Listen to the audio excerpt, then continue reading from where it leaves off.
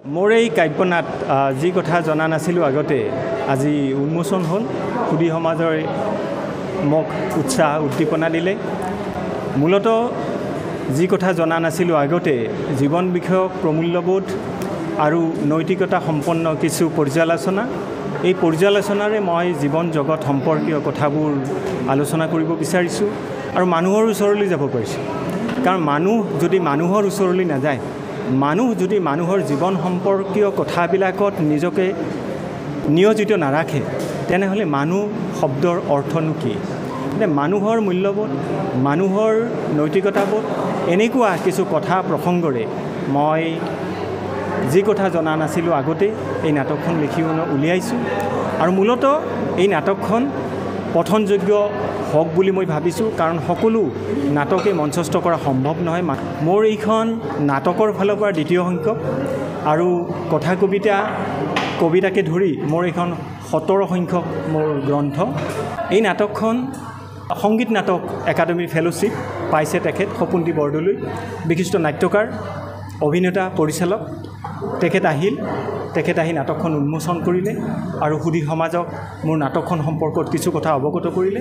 আৰু নাটকৰ প্ৰয়োজনীয়তানো কি, মানুহ আৰু মানৱতাৰ সপক্ষে নাটকনিও কি কয়, এই ধৰণৰ কথা ক'লে ময়ো উদ্বুদ্ধ হ'লোঁ আৰু আমাৰ লংকাৰ সমগ্ৰ ৰাইজ তেখেতৰ ভাষণত উদ্বুদ্ধ হৈছে।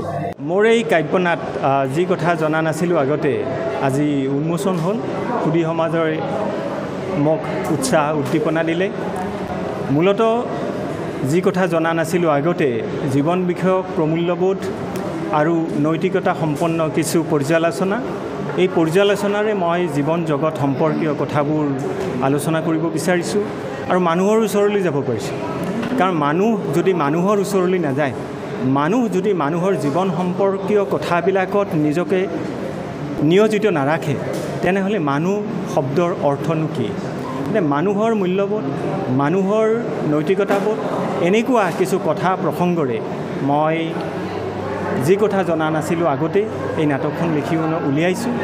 আৰু মূলতঃ এই নাটকখন পঠনযোগ্য হওক বুলি মই ভাবিছোঁ, কাৰণ সকলো নাটকে মঞ্চস্থ কৰা সম্ভৱ নহয়।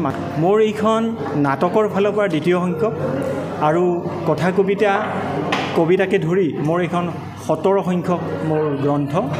এই নাটকখন সংগীত নাটক একাডেমীৰ ফেলোশ্বিপ পাইছে তেখেত সপোনদ্বীপ বৰদলৈ, বিশিষ্ট নাট্যকাৰ, অভিনেতা, পৰিচালক। তেখেত আহি নাটকখন উন্মোচন কৰিলে আৰু সুধী সমাজক মোৰ নাটকখন সম্পৰ্কত কিছু কথা অৱগত কৰিলে। আৰু নাটকৰ প্ৰয়োজনীয়তানো কি, মানুহ আৰু মানৱতাৰ সপক্ষে নাটকনিও কি কয়, এই ধৰণৰ কথা ক'লে ময়ো উদ্বুদ্ধ হ'লোঁ আৰু আমাৰ লংকাৰ সমগ্ৰ ৰাইজ তেখেতৰ ভাষণত উদ্বুদ্ধ হৈছে। যিকোনো খবৰৰ বাবে যোগাযোগ কৰক 7099017330 লগতে 7099017110 নম্বৰত।